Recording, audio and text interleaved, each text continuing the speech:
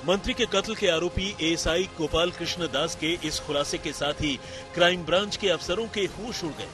कुछ देर के लिए उन्हें समझ ही नहीं आया कि आखिर ऐसा कैसे हो गया।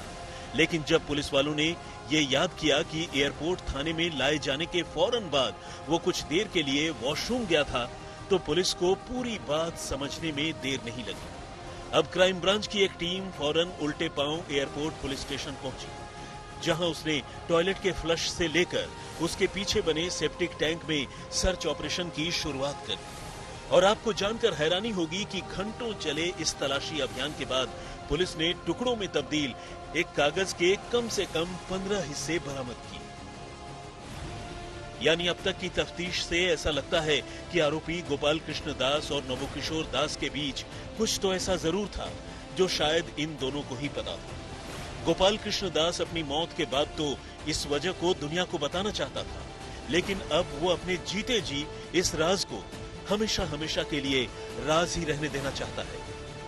सवाल ये है कि आखिर वो बात क्या है? अब चुनौती ये है कि घंटों तक पानी में पड़े होने की वजह से कागज के ज्यादातर टुकड़े या तो गल चुके हैं या फिर गलने लगे हैं। ऐसे में उन टुकड़ों को सही सलामत बरामद करना और उनमें लिखे अल्फाज को पढ़कर साजिश का पता लगाना क्राइम ब्रांच के लिए भी एक नई चुनौती बन गई है।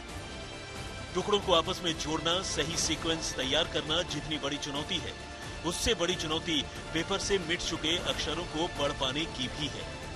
जानकारों की माने तो अगर आरोपी ने वो नोट किसी डॉट पेन से लिखा है, फिर तो उसे कुछ तथ्यों के हासिल होने की उम्मीद बनती है।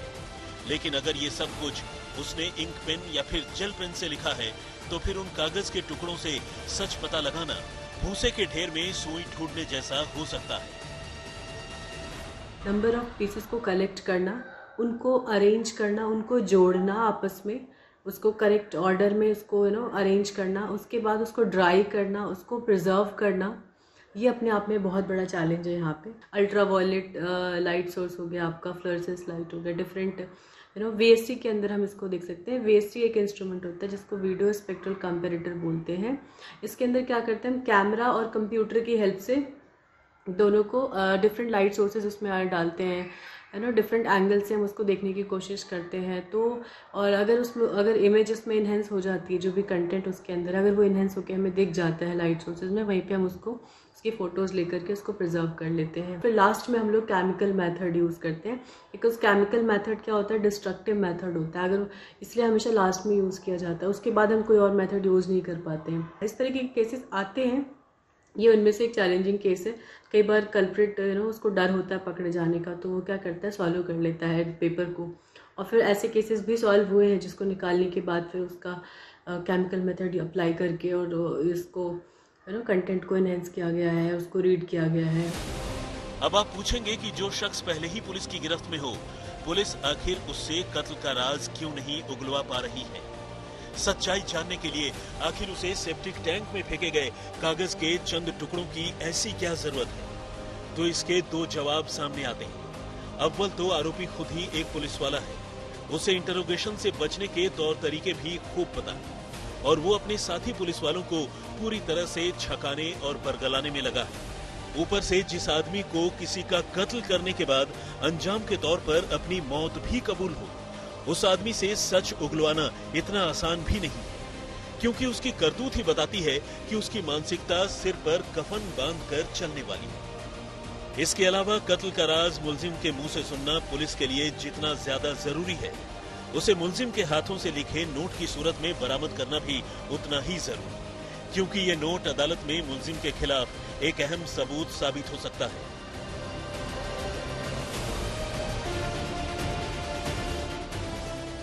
फिलहाल पुलिस ने सेप्टिक टैंक से कागज के कई टुकड़े बरामद कर लिए हैं, जो इस बात की तस्दीक करते हैं कि आरोपी गोपाल कृष्ण दास कम से कम इतनी बात तो सच सच बता रहा है कि उसने थाने के टॉयलेट में एक नोट जरूर फ्लश किया है। लेकिन नोट में राज लिखने की बात कितनी सच है और कितनी झूठ, इसका पता नोट में लिखी बातों के पढ़े जाने के बाद ही सामने आ सकेगा।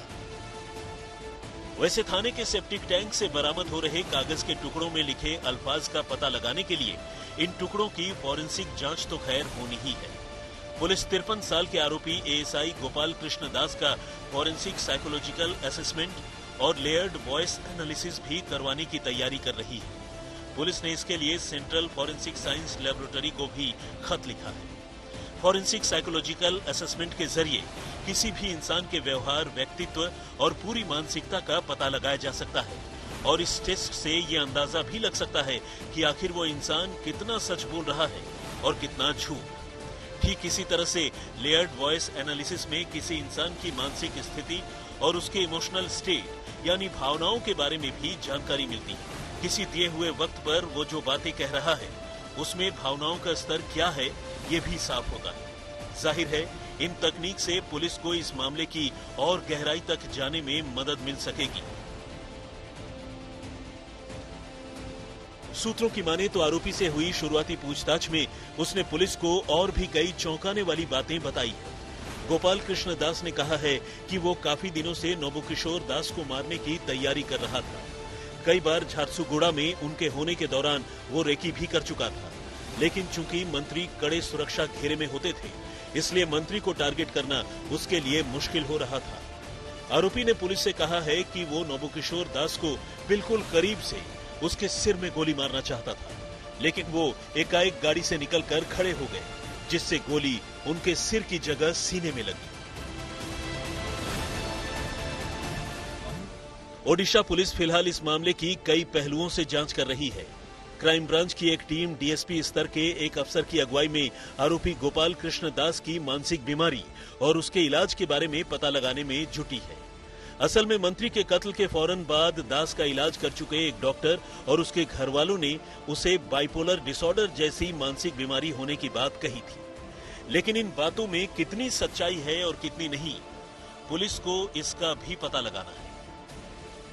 से केस संबंध में आमर ये आउ गोटे टीम आमे आसीचु आमे एठी इनक्वारी बरहमपुर पार्टा बर्तमान एठी आमे आंकर परिवार लोकन को इनक्वारी सब पचरा पचरी करबा मतलब आसचु।